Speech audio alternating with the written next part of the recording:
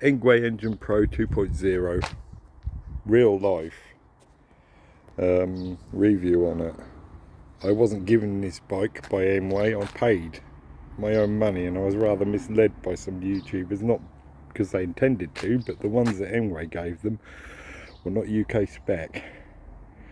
So anyway, that's sorted now, and I'll show you how to do it in a little while if you haven't seen my other video.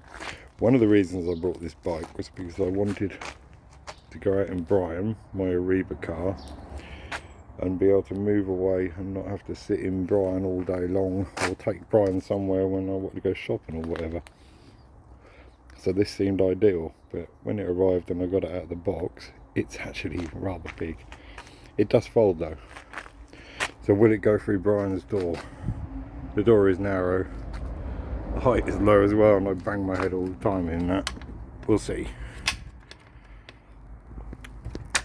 So there's a little bit of a faff to unfold it, or fold it even. It's not impossible. You fold the handlebars down, and then you do this with one bloody hand, which is not easy.